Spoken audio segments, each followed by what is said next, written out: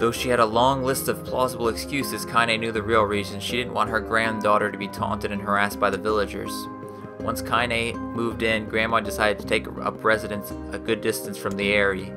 Out of sight, out of mind seemed to be the best policy when it came to the villagers and her granddaughter, and rare were the days when any but the two of them could be found on the rocky acre of land they called home. Kainé enjoyed the solitude, but harbored a secret resentment that her grandmother was forced to spend her golden years in such a place. After watching her grandmother leave, Kainé turned her attention to the task at hand. She had never chopped wood before in her life, and soon discovered why the old woman hated the chore. Swing after swing of the axe produced only a tiny crack in the wood, and when she finally managed to connect with a solid stroke, a tool embedded itself in the log and refused to budge. Frustrated, Kainé swung the axe around her head and threw it, log and all, across the yard. Damn it, aw crap! She suddenly understood the joy her grandmother felt in a good curse. Happier now, she picked up the axe, forced it from the wood, and resumed chopping. She had a natural skill with a blade, but the task was challenging. Blisters soon began to form on her small pink hands. This is tough, and my logs are all weird sizes. Spitting on her palms and ignoring the pain, Kainé redoubled her efforts. Just as she was developing a rhythm, Grandma returned from the village. Settling down her buckets with a small sigh, she took one look at the logs and coughed out a wheezy laugh. Pretty clumsy, girl. You better practice if you... Her grandmother suddenly collapsed on her knees, causing one of the buckets to wobble precariously.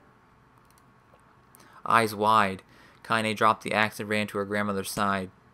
Grandma! The old woman shook her head and pointed a trembling finger at the bucket. Get the bucket. Can't let it spill. Kainé steadied the bucket with a foot as she knelt by her grandmother. A small bit of water sloshed over the side and made a new home in the hem of her dress, but Kainé didn't notice. Grandma, what's happening? Crazed with panic, she grabbed her grandmother by the shoulders and shook. After a moment, the woman lifted her arms and batted Kainé away. Stop that! Just stop now, she cried, breathing heavily. It ain't like I'm dying. Just tired from the trip is all. Kainé desperately wanted to believe her, but one look at the old woman's shaking hands and worn face told her more than words ever could. Her grandmother had lived a long, hard life, and it seemed the bill was coming due. The time when her grandmother watched over Kainé was ending. Sooner than either of them had feared, the positions would be reversed. The next morning, Kainé came to the side of her grandmother's bed and took her wrinkled hand. Grandma, you're sick and you need medicine. I'm going to the village. The old woman shook her head and tried to rise, but Kainé gently pushed her down. It's all right, she said. I'll be fine. Her grandmother fixed her with a gaze that could melt steel. After what seemed an eternity, she finally lowered her eyes and sighed. Well, I don't like it, goddammit. But I guess I should quit being so stubborn and let you grow up. The old woman watched as Kainé strapped on her boots and made her way down the road to the village. Hours later, as an unseen sun made its way across the dark and rainy sky, she was still watching. Kainé moved at a brisk pace, checking her pockets every few minutes to make sure the money her grandmother gave her was still there. Every noise caused her to spin on her heels, making sure she wasn't being stalked by a shade, or worse, Demo and his gang. But she encountered neither tormentors nor shades, and Kainé finally found herself at the entrance of the village. The few adults she could see glanced sideways at her, then muttered to each other behind raised hands before slinking away from the shadows. Her heart racing, Kainé took a series of rapid, shallow breaths and tried to calm herself. I have to prove myself. I have to help Grandma. I have to be strong. She chanted those words to herself over and over as she slowly made her way. Finally, her eyes settled on a rotund older woman who was angrily waving her arms in the air and telling anyone who would listen exactly what she thought of Kainé's presence. Hey lady, said Kainé with a bravado she did not feel. Where's the apothecary? The woman's flabby cheeks shook in bewildered anger. How dare this thing speak to me? They seemed to say, but Kainé saw that her eyes held a different emotion, fear. Yeah, we're both scared, lady. Trust me on this one. Which way? Kainé repeated. The woman pointed at the small building to her right before hitching her dress and stumbling off in another direction. Kainé cringed, expecting a stone to come flying from the assembled crowd, but none came. Her mind was filled with a strange sense of pride as she made her way to the apothecary, but the new emotion had little time to take root, for as soon as she opened the door, she noticed a familiar customer at the counter. It was Demo. He'd clearly been sent here on some kind of family errand because his gang of followers was nowhere to be found. "Oh my god," he sputtered. What are you doing here, freak?" The insult was delivered without force, and Kainé happily ignored it. Stretching on tiptoes to see over the counter, she asked the shopkeeper for the medication. "Ha!" barked Demo. "That old bitch finally keel over?" "Go to hell, Demo." The boy's eyes grew so wide they seemed ready to fall out of his head. But before he could let fly a comeback, or worse, a punch, the apothecary told him to knock it off before he kicked him out of the store. Demo slunk out of the shop, cursing Kainé under his breath. Once he was gone, she allowed herself to breathe once more, taking a brief tour of the shop while the owner prepared her medication. Countless tiny bottles filled the cramped store, each with a label written in some indecipherable language. An ocean of aromas assaulted her nose, creating a scent that was exotic but not altogether unpleasant. Seeing such a variety of supplies gave Kainé a sense of peace. Surely in a world so vast, there would be a place that she could call home. On the far wall behind the counter rested a portrait of a stunning young girl. The picture had once contained a bright, vibrant colors, but time had worked its magic and they were beginning to fade. The beauty of the work, however, remained undiminished. "You like that picture?" Kainé turned to the apothecary with a small vial of medicine in his hand. His eyes were gentle but sad. They seemed to stare through her into nothing as he spoke. "That's my daughter. I sketched it when she was just a little girl. She's been dead a long time now." Kainé didn't know how to respond. She just stared at the portrait and tried to come up with the right words. "Pictures are wonderful things," continued the shopkeeper. "They let the ones closest to you live on forever." He shook his head lightly, but then looked down at Kainé and smiled, handing her the medicine. He reached into a sizable green apron and produced a handful of old wax crayons. "You should have these. There's no one left that I wish to draw." Kainé took an instinctive step back, causing the shopkeeper's face to darken. "Yes, I've heard the rumors about you," he said. "It's a small village, the word travels quickly. Between you and me, I'm not sure which of them to believe, but I also don't think they matter much. I knew your grandmother Kali, and I think the way she was driven out of this town is just deplorable." "Grandma's name is Kali?" thought Kainé suddenly. She was still mulling this new fact over in her mind as she reached out and gently took the crayons from the apothecary's hands. "Excuse me. Your grandmother is an old friend of mine," he said, as Kainé scooted away yet again, "and I owe her much. I'm willing to wager that she would like it if you drew a picture of her." "Yes, I think she would like that very much." Kainé murmured a quiet agreement, but inside her heart was bursting. Never before had a villager treated her with anything but complete contempt. It was a tiny, almost imperceptible step, but it was a step nonetheless, and with enough tiny steps she might one day discover the rest of the world. When Kainé returned home, she found her grandmother asleep in her bed. Her feet were blackened and raw, even bleeding a bit in places, leading Kainé to think that she had been pacing around the room until exhaustion finally caught up with her. She placed the medicine by her grandmother's pillow and turned to leave, but found the old woman's hand clasped around her arm. "Back already, are you?" asked her grandmother with a yawn. "Come here, let me have a look at you." Grandma sat up and examined Kainé from head to toe, finally satisfied that nothing terrible had befallen her grandchild. She leaned back and allowed herself to relax. "Well, how was it? Did those bastards give you any trouble?" "It was kind of fun," said Kainé with a small smile. "No, seriously, it was." "It was fun, was it?" asked her grandmother in a voice which implied she believed anything but. "Uh-huh. So anytime you need me to run an errand, just let me know." As she spoke, Kainé removed the crayons from her pocket after a brief explanation of their source. She informed her grandmother that she was going to sketch her a portrait. "Portrait of me? Ridiculous. No one wants to stare at a wrinkled old crone." "But Grandma, it'll make you live forever."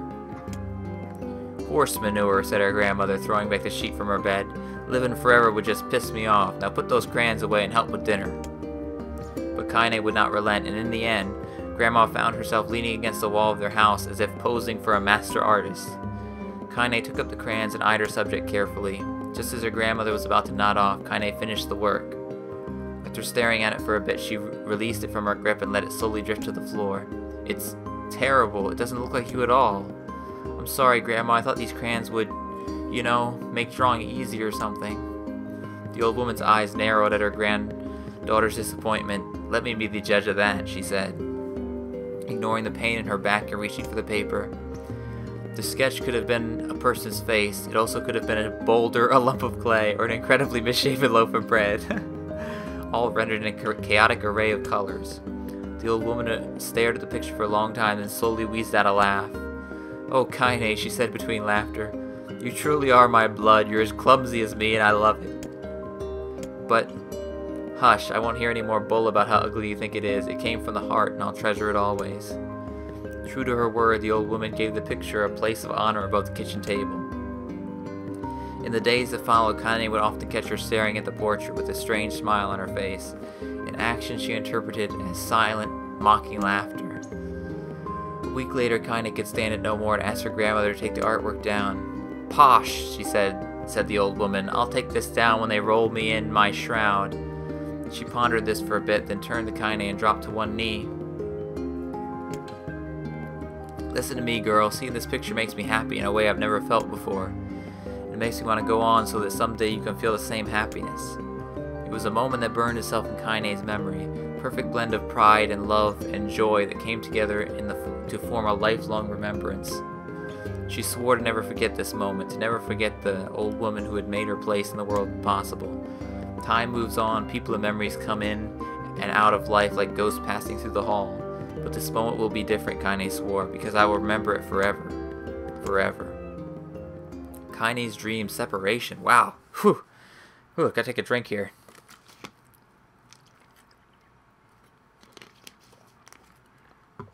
Kainé listened to this sound of crackling firewood and stared at the black object on her plate. She'd been pushing it around the wooden disc for a good 10 minutes, ignoring the bemused stare of her grandmother. Finally, she summoned her courage and gave the object a brief sniff. A sharp, bitter scent flew up her nostrils and made its home there, causing her face to twist with disgust. "Grandma, I can't believe you want me to eat a bug." The old woman threw some more wood under the cooking pot and snorted. "It's no bug, you fool girl. It's a berry." "Why in the hell would I be feeding you bugs?" "Yeah, well, it sure looks like a bug, and I think it's burnt or something because it smells terrible." With that, Kainé held her nose and threw the berry in her mouth, chewing as little as possible. "Oh yeah, that's terrible, all right." "Why, you little brat," laughed the old woman. "Look at the sass on you. You've been spending too much time with me, and that's a fact." 5 years had passed since the moment when Kainé's grandmother saved her from the bullies. As is often the way with two stubborn people, their relationship had grown in fits and starts, but moved forward all the same. Meals that used to be somber affairs were now filled with laughter and hurled abuse in equal measure. Kainé could not remember a time when she had been happier. As the years went by, Kainé started to shoulder more and more of the daily responsibilities. Her grandmother's legs grew weaker by the day, and she could no longer do many of the chores she used to take for granted. And so this morning found Kainé lacing up her work boots with a breakfast of burned berry rolling through her belly. "Where are you going today?" asked Grandma suddenly. Kainé looked up surprised. The old woman rarely asked for specifics anymore. "Well, I was going to check out the kelma trees and see if they were ripe. I thought we could make some jam or something. Oh, and I'm going to pick up some flagstones, so I need to take the wheelbarrow." "Flagstones? What in the hell for?" Kainé stared at her grandmother, then held out an arm and swept it around their home. Constructed mostly of cloth, rope, and rubble, the old place sagged like a boxer in the final round. "Grandma, a dying cat could shoot through this house. I'm going to build a stone wall so we have some protection." The old woman laughed, exposing her toothless grin to the world. "Goddamn girl, if a bunch of thieves want to ransack this old place, let them come. We got nothing worth stealing anyway." "I'm not worried about thieves. I'm worried about shades. People saw one west of the village yesterday." The old woman tilted her head and stared at her granddaughter. "Well, shoot, I don't know why you have to do it today. We can worry about it some other." "Grandma, no. If I don't go to kelma trees, we won't eat tonight, you know that." A confused expression passed across the old woman's face. For a moment, she was a small child lost at a carnival. Yes, she said after a bit. "Yes, of course you're right. I'm sorry, Kainé. Lately, it seems my mind is..." She didn't finish the thought, instead walking over to her nightstand and gently taking the wreath of lunar tears from the drawer. The flower's petals had aged to a brilliant whiteness, and Kainé thought it was more beautiful now than the day she first received it. You're gonna be a true woman soon, Grandma said as she placed the flowers in the girl's hair. So that means less chatter about shades and building defensive walls and more talk about how beautiful you become. Annoyed, Kainé reached up to remove the garland, but the look on her grandmother's face stopped her hand. You're a beautiful thing, said the old woman, and there ain't another like you in all the world. I'm very proud of you. Okay, Grandma, that's enough goddamn compliments for one day. Such a mouth on you. Where did that come from? Gee, I wonder. I'll teach you to sass me, girl, yelled Grandma. Suddenly she lurched forward and grabbed Kainé by the ears, pulling her around the room with a crazed grin on her face. Grandma, yelled Kainé in a quaking voice. Grandma, stop it. What the hell? The old woman stared at her and blinked and slowly held her wrinkled hands out as if it was the first time she'd ever seen them. I don't know what happened there. I'm sorry, girl. Sometimes my mind just... Kainé thought the look on her grandmother's face was the most heartbreaking thing she'd ever seen. Listen, she began. Maybe I should stay home after all. No, I won't have you stay here to keep an eye on an old codger like me. You go get your fruit and your wall and whatnot, I'll be fine. And when you come back, I'll have a nice grasshopper dinner waiting for you. Kainé rolled her eyes and kissed her grandmother on the forehead and made ready to depart, trying desperately to ignore the worry that was gnawing at the walls of her heart.